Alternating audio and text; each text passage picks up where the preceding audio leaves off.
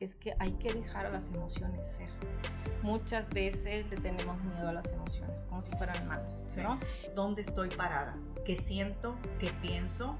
¿Cuáles son mis temores en este momento? Como te entiendo y ahora tengo este dolor, ahora se volvió amor y ahora estoy aquí para acompañarte y ayudarte a entender lo que te está sucediendo desde la experiencia propia.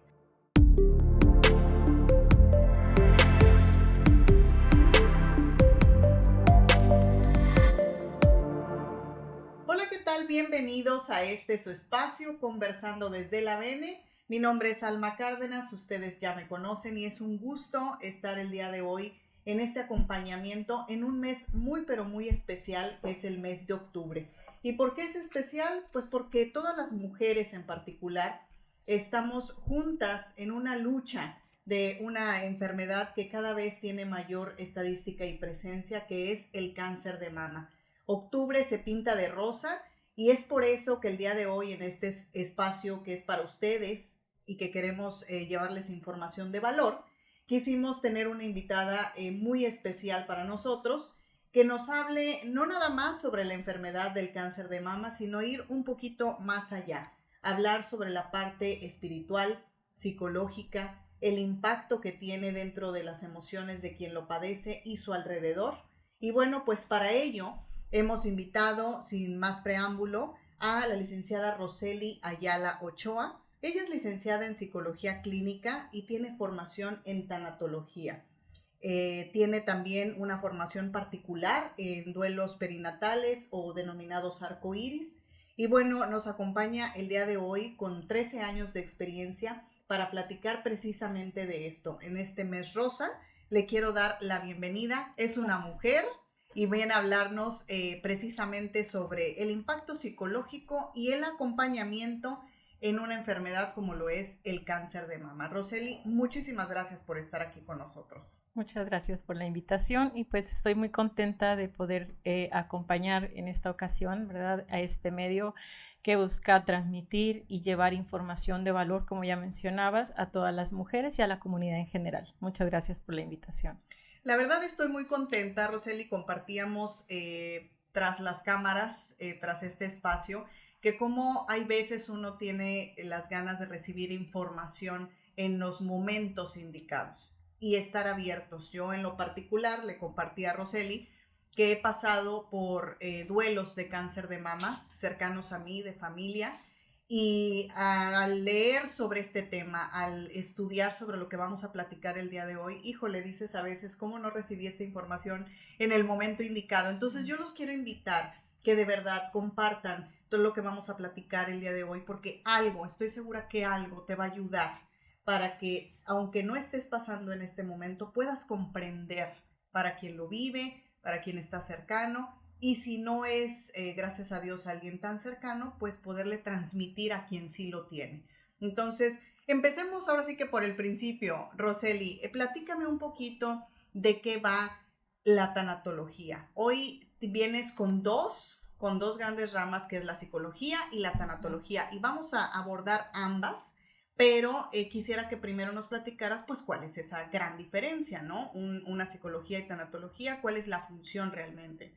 Ok, bueno, la tanatología es pues es una rama de la medicina propiamente, ¿no?, que hace acompañamientos ante procesos de pérdida. Y cuando hablamos de procesos de pérdida, de procesos de duelo propiamente, incluye pérdidas que son reales, como el fallecimiento de un ser querido, pero también aquellas pérdidas que son simbólicas. En este caso, la pérdida de la salud, por ejemplo, ¿no? Es algo simbólico, pero te conlleva un afrontamiento, te conlleva respuestas emocionales muy similares a las que se pueden presentar cuando se pierde un familiar o un ser querido, ¿no? Entonces, básicamente, la tanatología abarca este proceso de acompañar, de contener, de sostener emocionalmente no solo a la persona que padece, en este caso, la enfermedad, sino también a la gente que está alrededor, a su red, a la familia.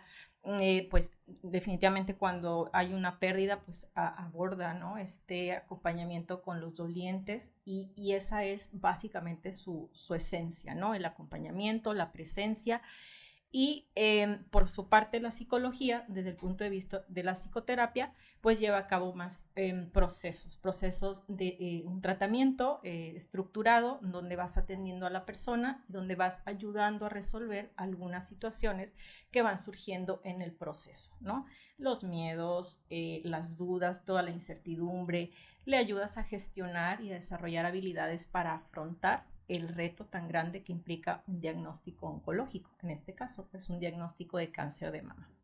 Te puedo decir que en esencia esa sería la diferencia, sí a muy grandes rasgos.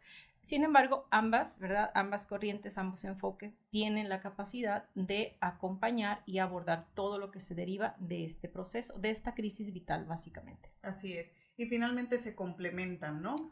Al tener ambas ramas, pues logras discernir entre qué es lo que aplica en el momento, pero finalmente lo que queremos es ese apoyo y ese acompañamiento para sobrellevar esta situación.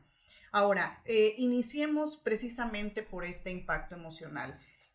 Una persona que recibe de entrada, que recibe un diagnóstico de cáncer de mama, ¿a qué se va a enfrentar?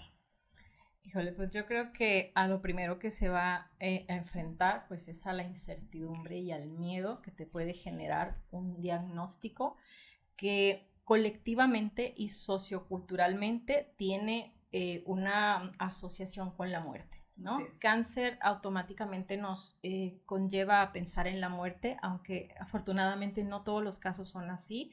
Sin embargo, culturalmente así lo tenemos asociado, ¿no? Como si fuera casi un sinónimo. Entonces el primer reto es lidiar con ese gran temor, con ese miedo, ¿verdad? Tan marcado, tan profundo que nos puede representar la muerte, ¿no? Aunque como mexicanos tenemos esta relación con la muerte medio ambivalente, que parece que nos llevamos muy bien con ella, en realidad pues la muerte nos representa temor por lo que dejamos, por lo que no sabemos que será, ¿no? Entonces esto es, creo, el primer gran reto. Se han identificado respuestas emocionales ante un diagnóstico que, independientemente de la cultura, independientemente del género, porque eso también se da en caballeros, por ejemplo, ¿no? Que independientemente al nivel o al estatus socioeconómico se va a observar en las personas más o menos este tipo de respuestas emocionales. Una de las primeras respuestas emocionales es el shock. Y el shock, ¿qué es? Bueno, es un estado de incredulidad que conlleva respuestas emocionales, pero también fisiológicas. Es como si la mente se blindara por un momento de una sensación de irrealidad, ¿no? Lo primero que nos llega a la cabeza cuando hemos recibido una noticia fuerte e impactante es: no lo puedo creer. A todos nos ha pasado. Cuando te enteras de algo, lo primero que viene a tu cabeza es: no es cierto. Dime que no es cierto, yo no puedo creerte esto, no es posible que esto me esté sucediendo. Es como si la mente sí estuviera bloqueada en esta parte donde procesamos la información y quedamos en ese estado de irrealidad. Como poco a poco irá bajando, como si fuera bajando una persiana, ¿no? de realidad, y poco a poco vamos asimilando que efectivamente sucedió, que efectivamente me confirmaron que el estudio que hicieron dio positivo, o ya tienen elementos muy tangibles, evidentes, ¿verdad? Muy evidentes de que algo está pasando con mi salud y no hay más que hacer que pues tomar eso como lo que es real, pero pues a la mente eso le lleva su tiempo, y es una forma de protegernos, ¿no? Es como para que la mente no colapse. Es una función de protección, básicamente.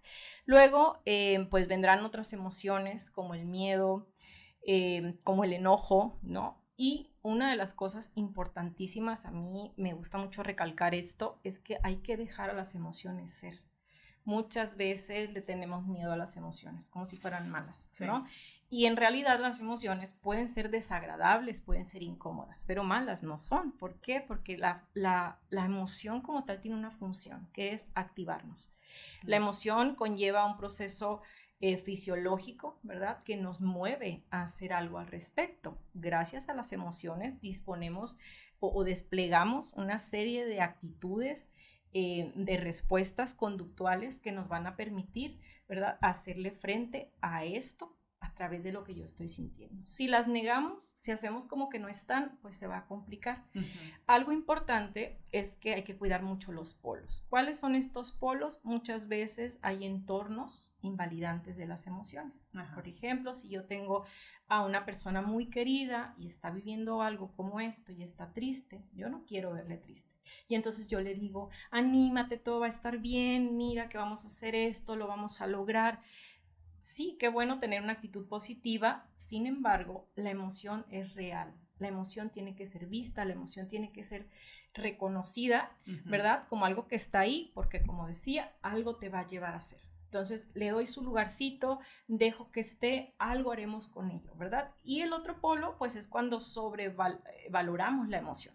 Como déjala, no es para menos, está triste, pues no hay otra forma, ¿cómo quieres que esté si le acaba de pasar tal cosa, no? Es como, no. Sí, no poner en los extremos. Así es, no llegar a los extremos, como reconozco tu emoción, le doy su lugar, le doy su reconocimiento, vemos y veo yo como quien lo está viviendo qué haré con eso, pero tampoco la vuelvo mi acompañante, no dejo que se vuelva mi huésped, ¿no? Ahí así conmigo. Eso sería algo bastante importante para recalcar respecto a estas primeras emociones que se hacen presentes tras un diagnóstico oncológico. En este caso, te iba a poner precisamente ese ejemplo, o sea, si hoy por hoy tuvieran aquí enfrente a alguien que está diagnosticado, mi tendencia, o yo creo que la mayoría de nosotros, es no te preocupes, todo va a estar bien, hay que echarle ganas, la actitud siempre cuenta, porque eso también lo hemos escuchado, ¿no? O sea, la actitud siempre cuenta, sí, pero yo creo que hay sus tiempos, hay sus espacios.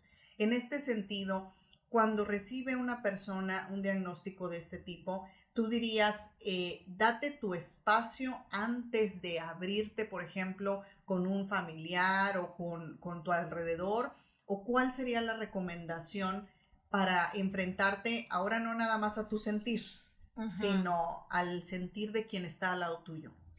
Bueno, en este sentido también tenemos que considerar los recursos personales, ¿no? Okay. ¿Cómo lo has hecho anteriormente? ¿Cómo has convivido con tus emociones? ¿Qué tendencia tienes? Si eres una persona que le saca la vuelta a la emoción, que no la reconoce, que no está acostumbrada a lidiar con su propia emoción y hace como que no pasa nada, pues le va a implicar un trabajo más arduo, ¿no? Cuando hay una buena, vamos a decir, una relación más constante con tus propias emociones, te conoces bien, sabes cómo gestionarlas, porque has trabajado en ti o la misma vida te ha puesto situaciones y así te ha tocado aprender, quizá conlleve un reto un poquito menor en este sentido, porque a lo mejor tú lo procesas, tú lo entiendes y a la hora que le tienes que decir esto a tu mamá o a tus hijos o a una hermana, tienes mayor posibilidades de lidiar con su emoción. Como, mira, no te preocupes, yo estoy tranquila, ¿no? Yo ya lo asimilé, ya lo estoy entendiendo y eso puede hacer un cambio pues bastante significativo, ¿verdad? Entonces, esto más bien, respondiendo a tu pregunta, es de acuerdo como a lo previo, a cómo te has llevado tú, cómo te has relacionado con tus emociones. No hay una única forma de tratarlo, claro. Esto se hace muy personal, ¿verdad? Pero sí tiene que ver con reconocer qué me funciona a mí, ¿no? Yo diría que una manera que puede ser muy útil es que primero reconozcas dónde estás plantada, ¿no? Como alguien que recibe el diagnóstico es como entender, identificar qué me está pasando, cómo yo me siento, porque tampoco me puedo hacer responsable absolutamente de las emociones de los demás, que es una cosa muy, creo, no sé si muy de las mujeres o muy de las que somos mamás. Protectoras. Que te preocupas por cómo se va a sentir el otro y te preocupa que el otro va a sufrir y al otro le va a doler. Y también importa, pero en este momento la protagonista tiene que ver con lo que tú estás viviendo y todo se va a centrar en ti inicialmente. Entonces, híjole, ahí tocas dos puntos bien importantes que quiero resaltar en esta conversación. Una es permitir tus emociones. Sí, qué importante aprendizaje decir, a ver, primero tengo que dejarme ser, dejarme sentir, no amarrarlas, guardarlas, porque al final de cuentas dicen que salen y luego salen de la manera incorrecta, ¿no? Entonces, esa es una. Y la otra es que dejemos por un lado a los demás que sí es tendencia de nosotros como mujeres y realmente darnos nuestro espacio para entender, acabas de decirlo, dónde estoy parada, qué siento, qué pienso, cuáles son mis temores en este momento, para poder, ya entendiéndolos, no los voy a resolver de manera inmediata, pero sí tengo la capacidad ahora sí de platicarlo con alguien más, sin que esto vaya a sumar a las emociones que tengo. Así es. Entonces, esto sí lo quiero resaltar porque creo que es aprendizaje no nada más para quien lo vive, sino para quien observa alrededor. Y bueno, ahora sí, si estoy lista, si lo comparto, ¿con qué te has topado de alrededor que dices, tacha gorda? Ajá, bueno, una de las cosas que vemos a menudo en estos contextos de familia y de red de apoyo de alguien con un diagnóstico como este son los pactos de silencio, ¿no? Hacer como que no pasa lo que está pasando, incluso mediar con los médicos o con la gente que atiende como cierta secrecía, ¿no? Como no vamos a decir esto entre la misma familia, no digan esto por favor, no comenten. Y creo que ese es un golpe muy bajo para quien está viviendo el proceso. ¿Por qué? Porque en primer lugar se le puede estar subestimando, ¿no? Como no va a ser capaz de saber afrontar esta noticia, esta actualización del tratamiento. Hay personas que deciden no saber y desde un principio te lo pueden decir abiertamente, hoy tú lo puedes preguntar.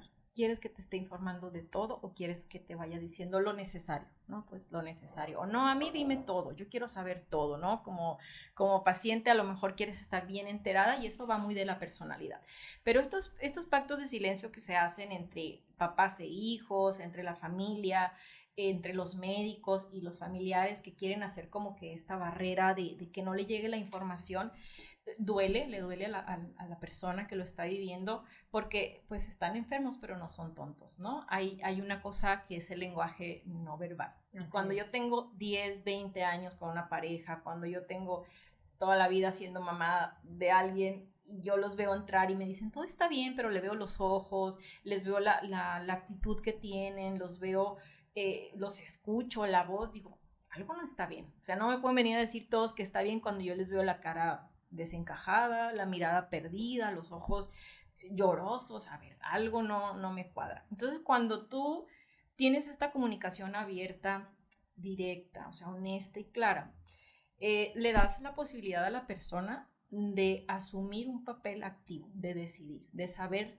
y de entender qué está pasando. Y eso también le da pues la capacidad de apropiarse y de adueñarse de su propio proceso, porque a veces alrededor se toman decisiones pues por ellos y todo viene desde el amor, ¿no? No claro. Hay que malentenderlo, esto viene desde el amor, desde lo quiero proteger, desde no quiero que sufra y que se preocupe por cosas que van más allá.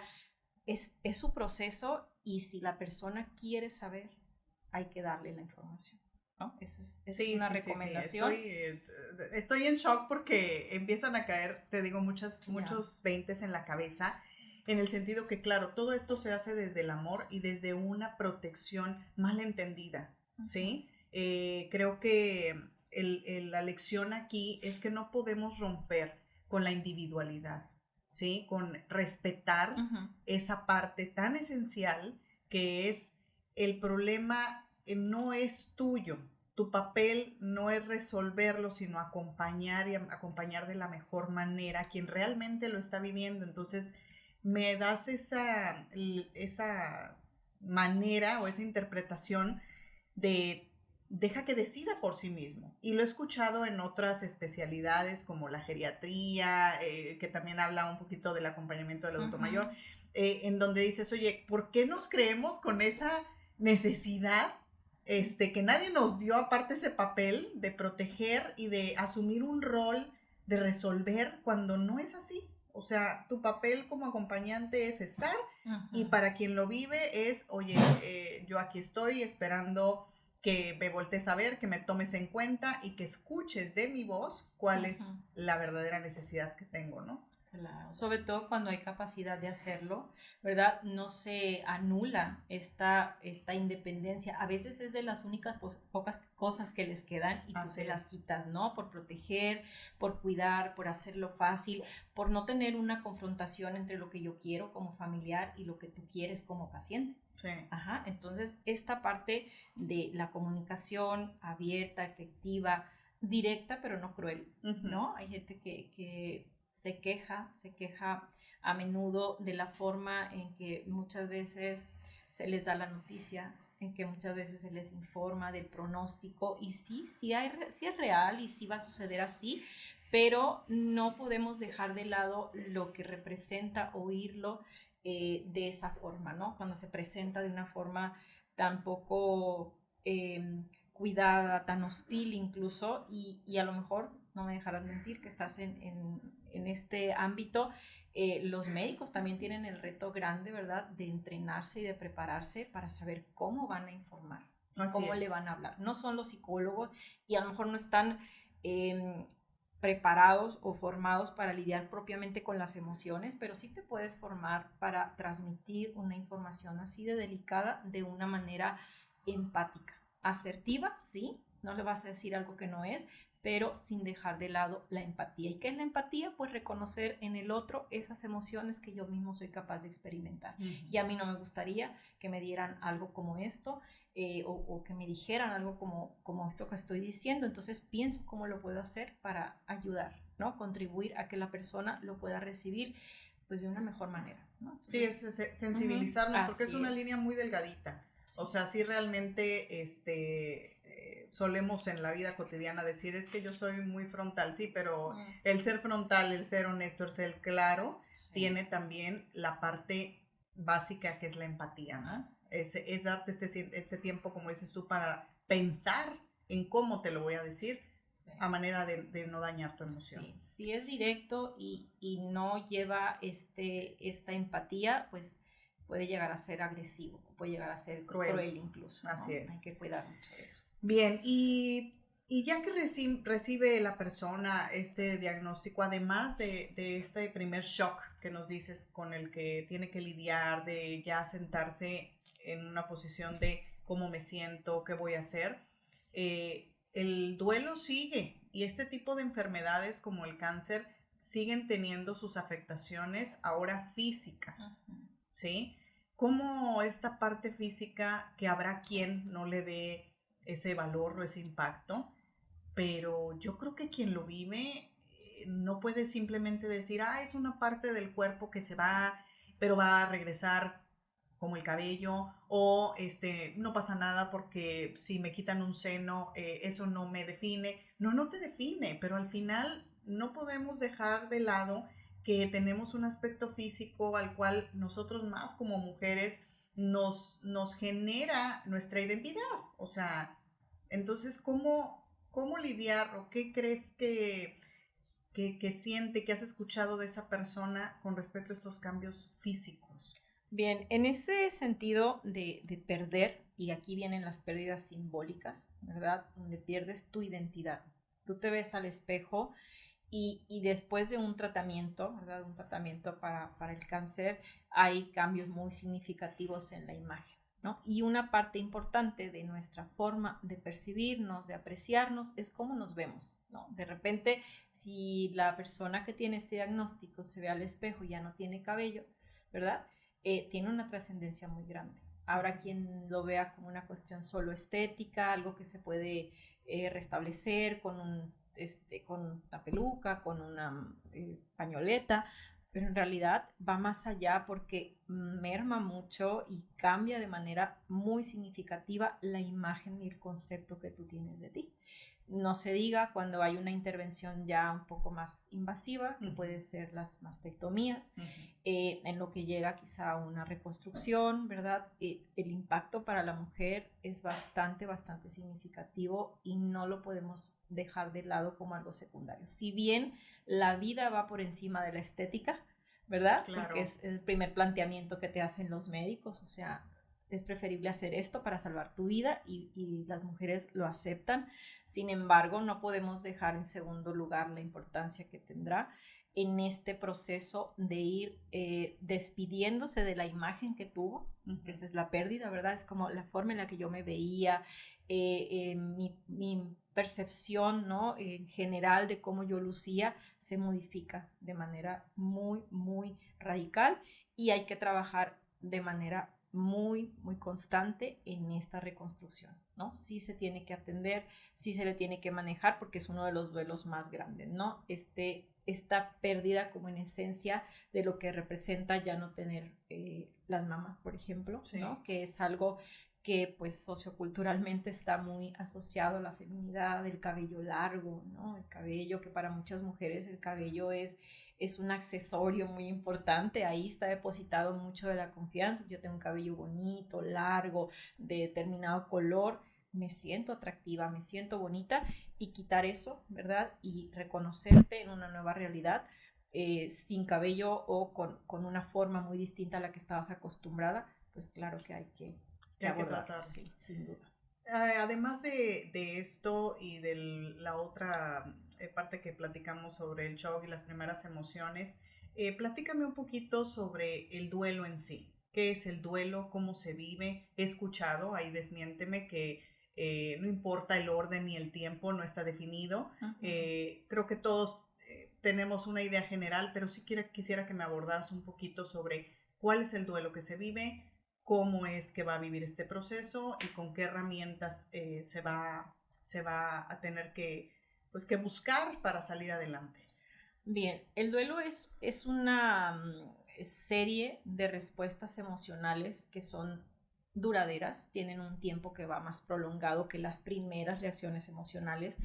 Y también en esto se ha observado que, independientemente de la cultura, las personas suelen reaccionar a través de estos estados emocionales.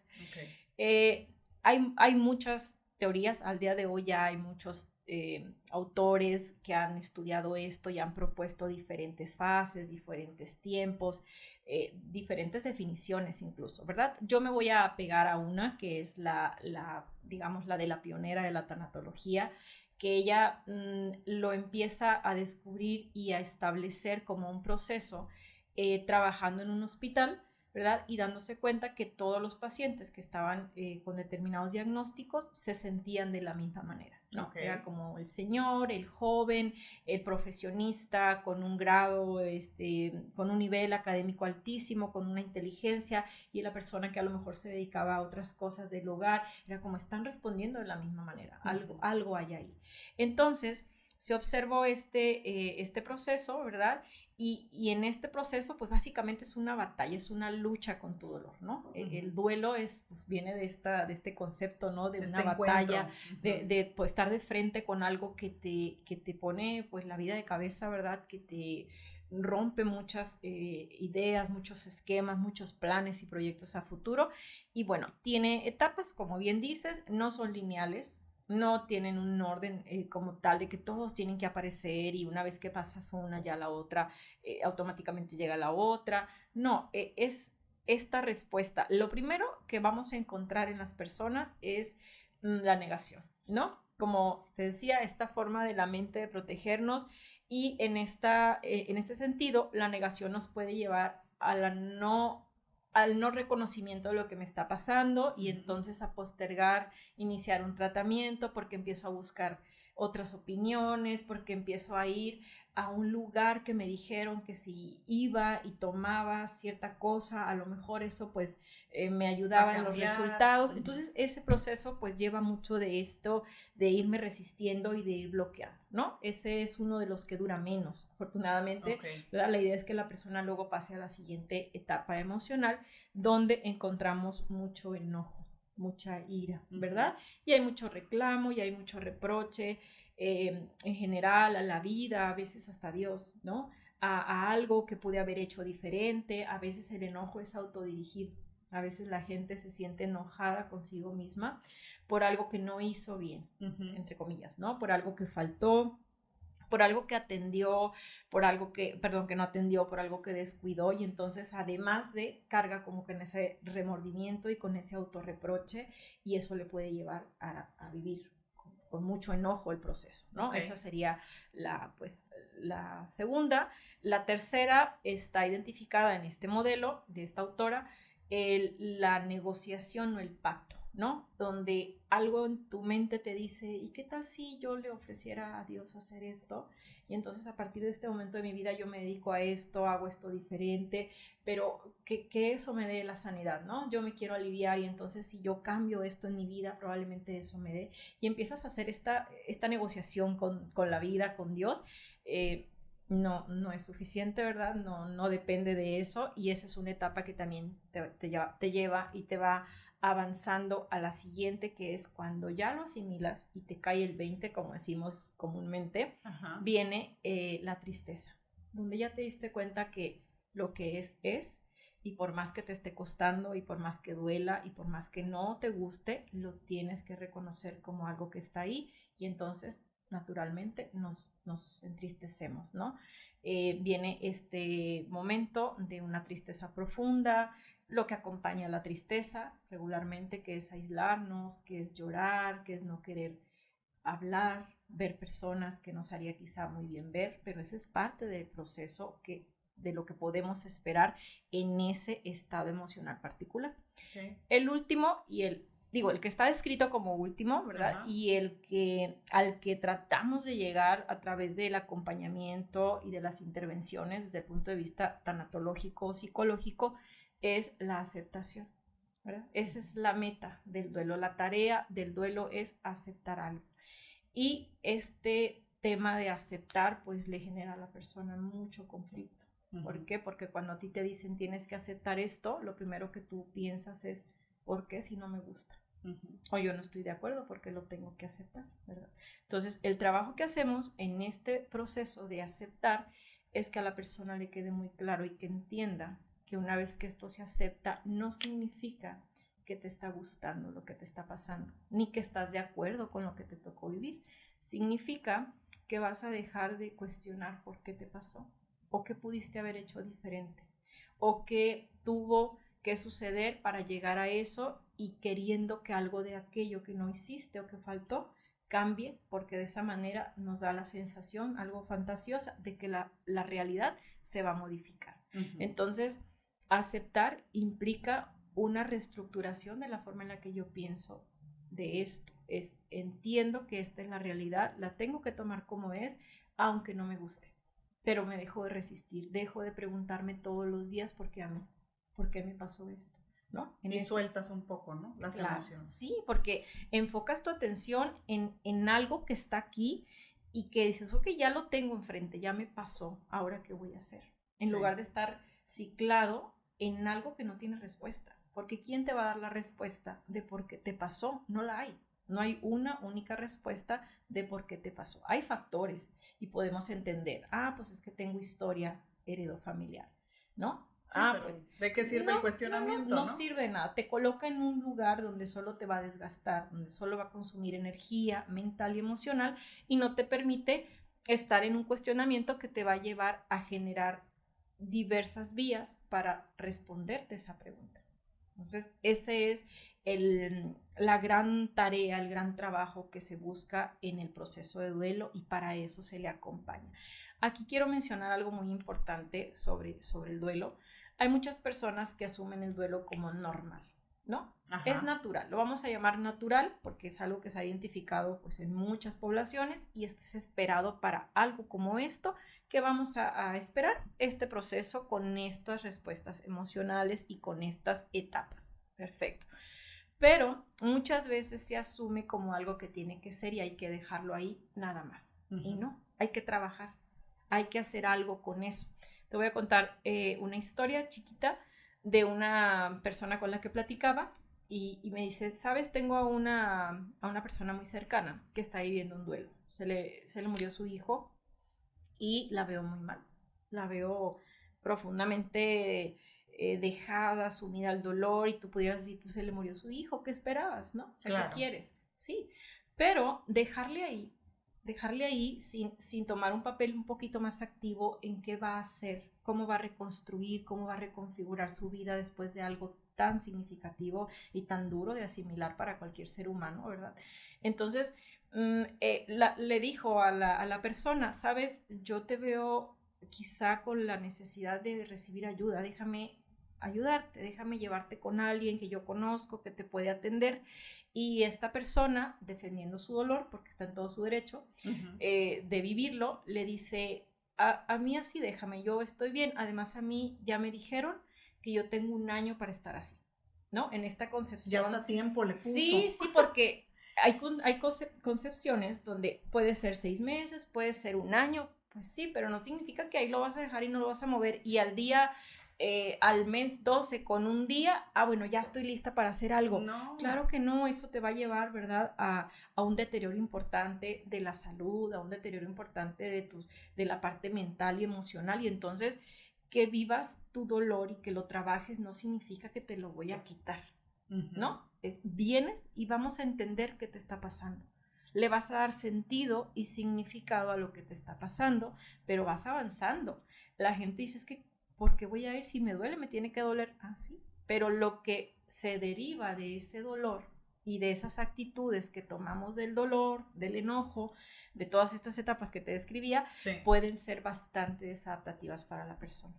Y es ahí donde hay que atender. Pero qué difícil, digo, yo me pongo del lado de la persona que quiere ayudar, que ves esa necesidad. ¿Qué puedes hacer cuando ves que una persona está parada aparentemente, en lo que describes, por ejemplo, en la del enojo? ¿Sí? Está en una etapa de enojo y de enojo con todo el mundo. Ya no es válida tu aportación, tu recomendación. Entonces, ¿cómo abordo yo como familiar a una persona que no quiere recibir esa ayuda? ¿O cuándo es que la persona le cae el 20 de decir, ok, voy a dejar que alguien me escuche y vemos qué pasa? Ya, pues mira, es un proceso bastante personal, ¿verdad? El aceptar sí, la ayuda.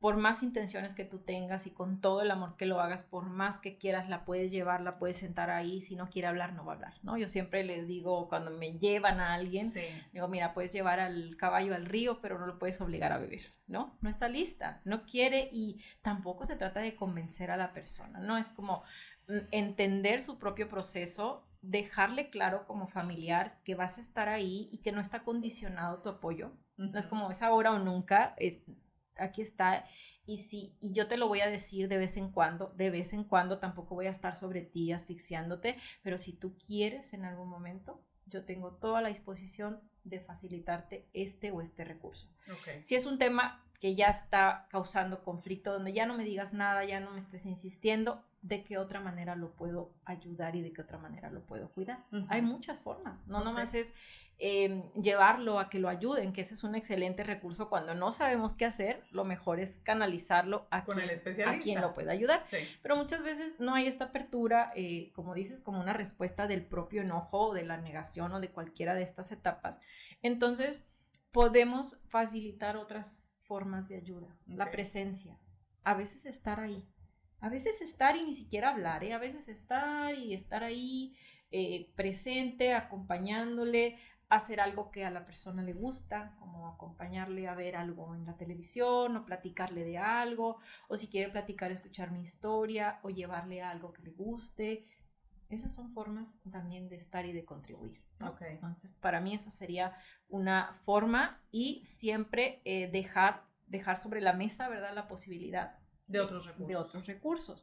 Ya cuando la situación se agrava, cuando la situación ya está afectando incluso el tema de la salud, que es algo delicado, ¿verdad? Porque claro, en el cáncer, pues también influye mucho el estrés, el ánimo deprimido, por ejemplo, en el curso que puede tomar un tratamiento, ¿no? Entonces, sí es importante atenderlo. Cuando vemos que esto ya está sobrepasando lo que podemos a lo mejor dejarle al paciente decidir, a veces pues pudiéramos hacer un poquito como la manita de puerco, como decimos, con el médico, ¿no? Ajá. Regularmente los médicos pues tienen una autoridad, ¿no?, frente al paciente. Entonces es como... Al médico le creen. Al médico le creen, y eso es algo muy aprendido. Si tú ves las películas de hace 50 años, ¿quién era la autoridad en el pueblo? El médico, ¿no? El médico. Entonces esto es algo que tiene mucho peso socioculturalmente, y si hay un vínculo, si hay una confianza, pues con mayor razón, ¿verdad? De hecho, una de las cosas más recomendables es desde un primer momento, o sea, desde el diagnóstico, canalizar a la persona a este servicio, aunque parezca que no lo necesita aún. ¿Por qué? Porque el recurso ya está, porque ya está la conexión con el profesional que te va a atender y eso permite a la persona que te va a acompañar a identificar qué recursos tienes para cuando venga lo más duro, cuando venga lo más difícil, cuando empiezas los duelos, ¿Sí? estas pequeñas pérdidas pero significativas donde ya me van a dar la radiación o la quimio y eso representa mucho, como lo mencionábamos. Entonces, si ya tienes tú este vínculo, si ya tienes esta conexión, pues es mucho más viable, ¿verdad? Aceptar, como te acuerdas que fuimos con tal persona cuando recién te dijeron, bueno, vamos a ir con ella porque ella te puede ayudar, ella te puede acompañar o el mismo médico, ¿no? Está esta opción y que el médico dé como la indicación, La pauta. ¿verdad? Como mira, tú necesitas apoyo de este tipo, ¿qué te parece si vas aquí? ¿No? Lo necesitas, pero ya desde una figura con esa autoridad, eso puede funcionar. Sí, al final de cuentas, como todo en la medicina, la parte preventiva es mucho mejor. Entonces, cuando tú ya traes un conocimiento previo de cómo se maneja cierta situación, incluso ya traes recursos, aunque no lo creas. Sí. O sea, ya traes recurso trabajado ahí, ya traes un análisis en tu cabecita, entonces que no va a ser suficiente, pero que ya te permite asumir el siguiente paso de manera distinta, ¿no? O sea, ya lo puedes trabajar mucho mejor. Sí. Y la parte espiritual, Roseli, no, independientemente de lo que hemos platicado, de las emociones, todo eso, ¿qué papel juega esta parte espiritual, la creencia, el acercamiento a tu interior? Bien, es crucial, es un elemento importante. Somos seres biopsicosociales y espirituales, ¿no? Tenemos todos estos componentes nos conforman, nos definen incluso. Entonces, si atendemos la parte médica, si atendemos la parte psicológica, si estamos rodeados de personas que queremos y nos quieren, la parte espiritual no la podemos subestimar ni la podemos dejar de lado. Haciendo, ¿verdad?, la aclaración que lo espiritual en este sentido hace referencia a esa búsqueda de propósito y de sentido de la vida misma, sin tener esta asociación a lo divino. No necesariamente tiene que ver con lo divino. Eso sería la fe, ¿no? La fe va más allá a este concepto de lo divino, de un Dios, de algo superior que nos guía, que nos cuida, que nos protege, que nos cumple cosas, ¿no? Ese es el concepto que tenemos y esa es la fe propiamente. Pero la espiritualidad es esa conexión que tú tienes con lo que para ti represente la oportunidad de conectar, de tener esa conexión, pues, con algo que le dé un sentido a tu vida y un propósito. Entonces, imagínate una mesa a la que le falta una patita. A lo mejor sí está sostenida, pero va a estar más endeble, va a estar más frágil, con tendencia a caer si pones algo muy pesado por encima, ¿no? Entonces, una patita importante, esta analogía, la patita es la espiritualidad bien trabajada, bien fomentada, bien reconocida. Hay gente que se apega mucho a la parte espiritual, digamos, algo desde lo más humanista, como de a mí llévenme al mar y yo me siento frente al mar y con eso me siento bien. Hay gente que dice a mí llévame a la iglesia, yo me quiero sentir tranquila estando en la iglesia, en cualquier templo que te imagines, claro. En cualquier lugar que represente esta divinidad, y ahí es donde la gente pues también se agarra de la fe, y ambos pues son bastante válidos y necesarios. Innecesarios, exacto. Aquí lo que estamos tratando es de abarcar en este tema tan amplio que realmente creo que va a ser nuestro podcast más largo, pero vale la pena. Sí, es más, que sí. Dividimos hasta en 3 episodios si quieren, pero vale la pena porque estamos llegando hasta lo más profundo y además yo sé que va a ayudar a mucha gente estas palabras que tú estás diciendo. Entonces, recapitulando, ya pasamos por la parte de las emociones iniciales, ya pasamos por el duelo, qué significa, cómo se vive, el apoyo de la familia, de la parte del entorno con el que se va a enfrentar, y también se va a enfrentar con un miedo hacia la relación permanente que ya tiene en nuestra cabeza el cáncer con la muerte, el retorno de la enfermedad. O sea, ¿hasta cuándo se acaba esta tortura, digo yo, de no nada más me diagnosticaron y resulta que me traté y estoy bien? estoy bien con todas las secuelas que dejó la enfermedad, pero necesito seguir trabajando, creo yo, porque ahora tengo un miedo constante de que esto regrese y me vuelva a suceder. Sí, efectivamente el miedo a la recurrencia es el gran monstruo, como un monstruo grande que está ahí. Y justo la intervención del tanatólogo, la intervención del psicólogo, el psicooncólogo en algunos casos, apoya mucho en esto. A la persona, naturalmente, la incertidumbre nos inquieta, ¿no? Queremos saber, al no saber qué sigue, nuestra mente genera muchos escenarios y seguramente ninguno de esos escenarios no es agradable, ¿no? Cuando venimos de algo como esto.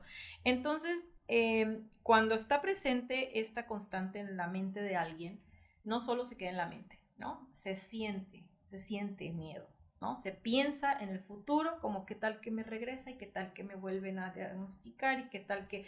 Y en todos esos y si pasa y si me vuelve a suceder, viene mucho miedo y la actitud frente a la vida pues es desde el miedo, como de puntitas, como en un campo minado, digo yo, como si fueras a pisar de repente y te truena la bomba, ¿no? Y qué desagradable. No, es muy agotador, pero ¿sabes qué? Lo peor de esto es que te desenfocas de lo que estás viviendo, de lo que sí está pasando, por estar atenta a algo que todavía no sucede y que quizá no va a suceder. Y si sucede, a lo mejor no va a ser como ya te lo imaginaste. Entonces, ¿qué hacemos nosotros frente a esto? Ofrecemos recursos para gestionar mejor la incertidumbre y el miedo. Hay una herramienta bastante útil que la OMS la ha recomendado como una de las más efectivas, que es la práctica de la meditación, mindfulness particularmente, que es una meditación que se traduce como conciencia plena, ¿no? Conciencia y atención plena, es decir, aprender a estar en el momento presente con lo que eso implica. Y que la persona, en lugar de tener su foco de atención en lo que cree que va a pasar, lo aprenda a tener en lo que sí está pasando. Y seguro lo que sí está pasando ya te ofrece algo que te haga sentir mejor, porque ya estás al menos ahora sobreviviendo a la enfermedad, ya pasaste por las etapas más duras, ya estás en el proceso de recuperación a lo mejor de la reconstrucción, de la cirugía, ya el cabello te está creciendo, entonces ya hay cosas en las que te puedes enfocar y te pueden hacer sentir mucho mejor que quedarte enganchada en esa idea de lo que va a pasar. Entonces, la mente se tiene que entrenar para eso. No venimos con eso. Sí, aunque creemos que estamos preparados y ahorita hay tantos materiales e información que te brindan las redes sociales, la parte digital, que te dan algunos tips ahí, pero bueno, a ver, siempre tiene que ser al lado de quien lo sabe hacer y del especialista y que te dé las herramientas correctas.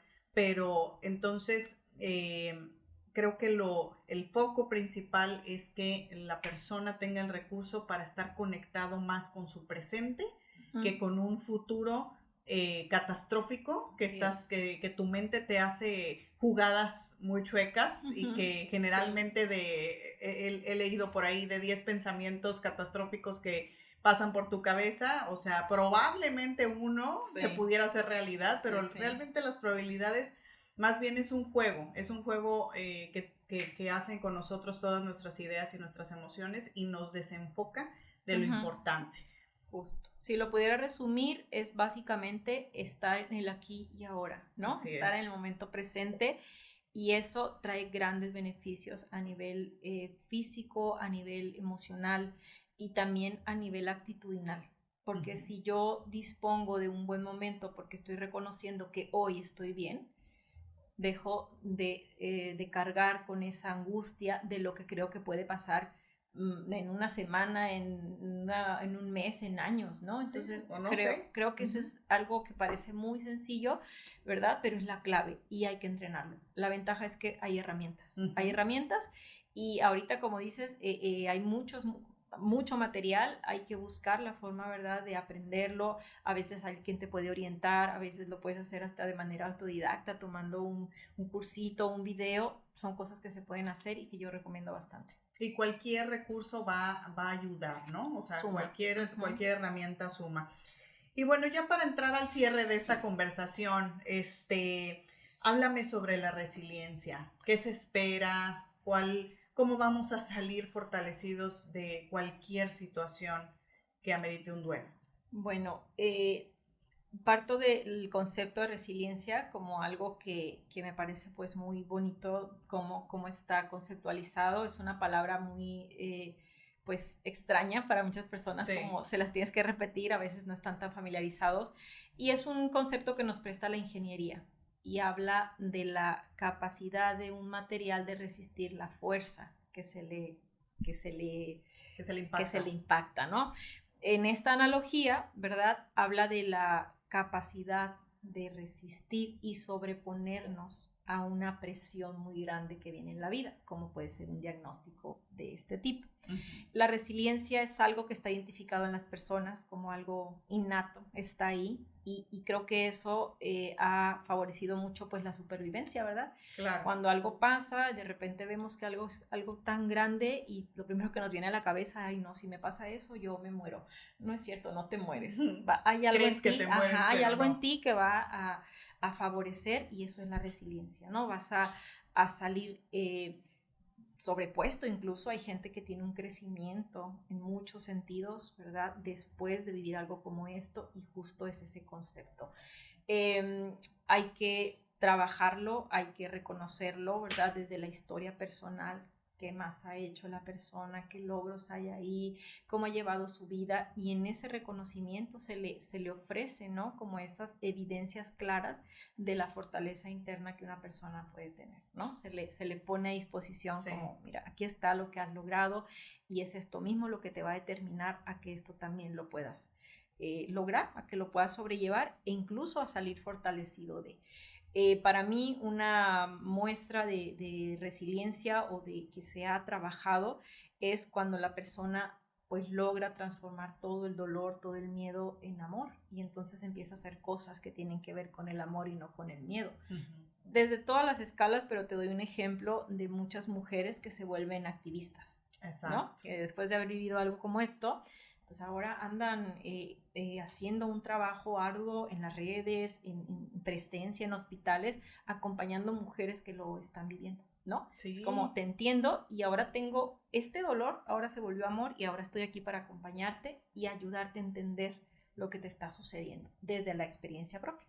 Entonces, para mí ese es el acto más grande, ¿no? de una persona en cuanto a resiliencia, cómo puede transformar. Y no hablo de que todos se tienen que convertir en esto, ¿no? Hablo de que tú hagas algo con ese dolor y lo conviertas en amor, incluso para ti misma. ¿Cómo me voy a tratar? ¿Cómo me voy a cuidar de aquí en adelante? ¿Cómo me voy a ver y cómo me voy a hablar? ¿No? Esa sería una forma de transformar este dolor en amor. Uh-huh. Es que tiene su valor, al final de cuentas. Imagínate que tú que pasaste por esta situación, sí, claro, quieras acompañar a alguien, o sea, regresar a ese punto, uh-huh, pero con otros ojos. Así es. O sea, es impresionante que lleguemos a tener esa fortaleza de decir, oye, yo lo viví y no quisiera volver a pasar por ahí, uh-huh, pero me sumo al camino de la persona que lo está viviendo. Ahí está la resiliencia en su máxima expresión. En su máxima expresión, uh-huh, o sea, y con otros ojos para poder contribuir y ser un recurso más yo, ¿no? Así es. Entonces, qué maravilla. Rosely, de verdad que este tema da para mucho y quisiera compartir tantas cosas, pero bueno, creo que hemos tocado de los detalles más importantes. Espero que hayamos resuelto muchos cuestionamientos, muchas dudas, que les hayamos dado también una herramienta con esta conversación para decir, ahora entiendo cuál es la forma en poder salir adelante, en contribuir, en apapachar al familiar o al conocido. ¿Algún consejo, alguna recomendación para quien nos está escuchando y que pueda cerrar o concluir esta plática de la lucha contra el cáncer de mama? Bueno, hay muchas cosas que pudiera recomendar y está bastante complicado hacer un resumen porque hay demasiado que pudiéramos poner sobre la mesa. Sí. Pero una de las cosas que yo sí quisiera como compartir, que quede como cierre de esta plática tan agradable que tuvimos, es practicar la autocompasión. Uh-huh. Desde el punto de vista psicológico, la compasión es esa mirada amable, es esa mirada comprensiva y empática, pero viendo a la persona o viéndome con la capacidad de hacer algo al respecto. No es lo mismo que lástima. La gente a veces lo asocia como un sinónimo y le causa conflicto, ¿verdad? El decir, ay, ¿cómo lo voy a tener lástima? No hablemos de lástima, la lástima es pasiva. Cuando yo veo algo y me conduelo y digo, ay, pues está sufriendo, pobre, pero no muevo un dedo, eso no contribuye. Ajá. La compasión es diferente, la compasión lleva acción, ¿no? Ok. Veo que está sufriendo, ¿qué hago? ¿Qué puedo hacer?